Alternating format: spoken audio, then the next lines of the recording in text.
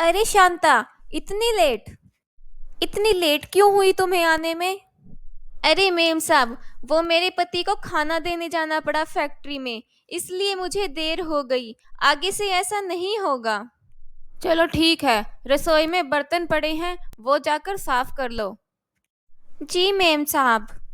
शांता रसोई घर में जाकर बर्तन साफ करने लग जाती है। तभी उसकी नजर वहां रखे कचरे के डब्बे पर पड़ती है। हे भगवान, यहाँ दिन भर कमर तोड़ मेहनत करने के बाद भी खाना नसीब नहीं होता, और ये बर्तन भर भर के खाना कूड़ेदान में फेंक रहे हैं। कैसे लोग हैं ये? बर्तन साफ करने के बाद शांता कपड़े धोती है, फिर सारे घर की साफ सफाई करके वहां से अपने घर चली जाती है। धत, ये भी कोई जिंदगी है? तनख्वाह के नाम पर पूरे दिन कड़ी मेहनत करके भी चिल्लर मिलते हैं, वो भी इधर आए उधर गए। ना खाने का सुख, ना पहनने का आराम। आज मालिक को तनख्वाह बढ़ाने को कहा तो उसने कहा काम मिल रहा है वही बहुत है। मेरी तो हिम्मत ही नहीं होती साहब या मेम साहब को तनख्वाह बढ़ाने के लिए कहने की। एक तो रोज मुझे देर हो जाती है, और ऊपर से तनख्वाह के लिए कहूंगी तो कहीं मुझे काम से ही ना निकाल दें। आज बिट्टू बड़ी जल्दी सो गई।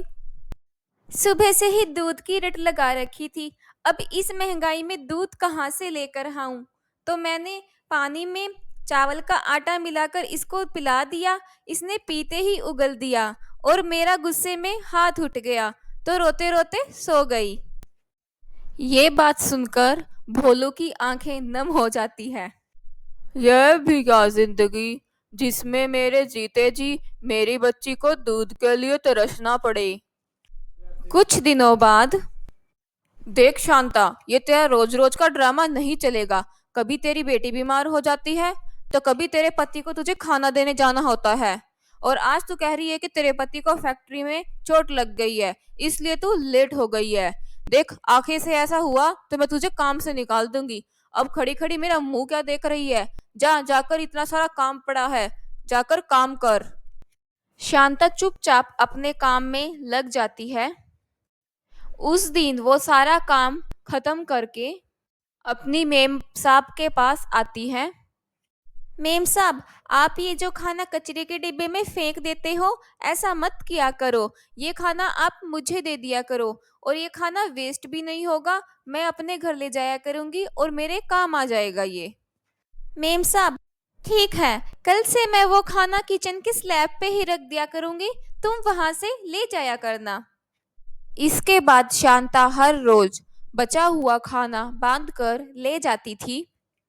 एक दिन फ्लैट में पति पत्नी दोनों बैठे होते हैं। तभी शांता बचा हुआ खाना बांधकर वहां से निकल जाती है। ये नौकरानी रोज रोज क्या लेकर जाती है?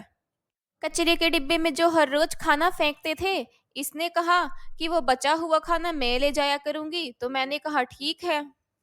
मुझे तो कोई और ही चक्कर लगता है, कहीं ये खाने की आड़ में घर का कीमती सामान तो नहीं चुरा के ले जाती है। नहीं जी, ये ऐसी नहीं है, और कुछ हो ना हो, लेकिन ये ईमानदार जरूर है। तुम्हें क्या पता ऐसे लोगों का?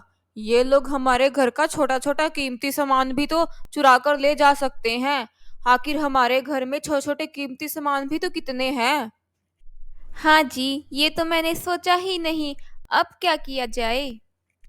अगले दिन, सब काम हो गया है मेम साहब, अब मैं चलती हूँ।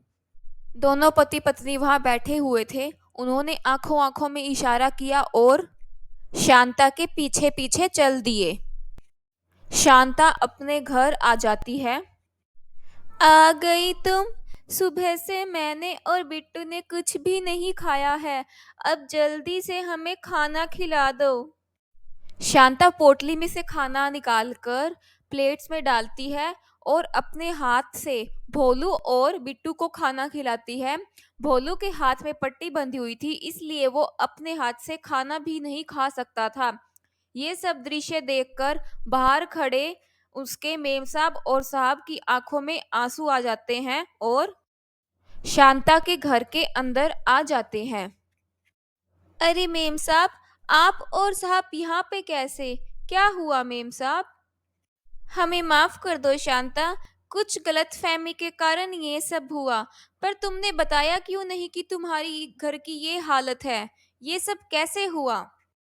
वो फैक्ट्री में एक भारी मशीन गिरने के कारण इनकी ये हालत हो गई है, और फैक्ट्री के मालिक ने कोई मुआवजा भी नहीं दिया और सारा इल्जाम इन्हीं पर डाल दिया है। इसलिए घर में कोई और दूसरी जगह से पैसे नहीं आ रहे। जो मेरी तनख्वाह से आते हैं वो सब दवाइयों में लग जाते हैं, इसलिए खाने के लिए भी पैसे नहीं बचते। तभी मैंने उस दिन आपको कहा था ये खाना ले जाने के लिए। इसी खाने से हमारा घर चल रहा है। पर आप उस दिन गुस्से में थी, इसलिए आपने मेरी बात पर ध्यान नहीं दिया। मैंने आपको बताया था। हमें माफ कर दो शांता, हमने तुमको गलत समझा। आज से तुम्हारे पति का इलाज हम करवाएंगे और बिट्टू की पढ़ाई लिखाई की जिम्मेदारी भी हमारी। आपका बहुत बहुत धन्यवाद साहब, आपने मेरी परिस्थितियों को समझा। अगर आपको ये वीडियो पसंद आई तो हमारे चैनल को सब्सक्राइब करें और इस वीडियो को लाइक करें।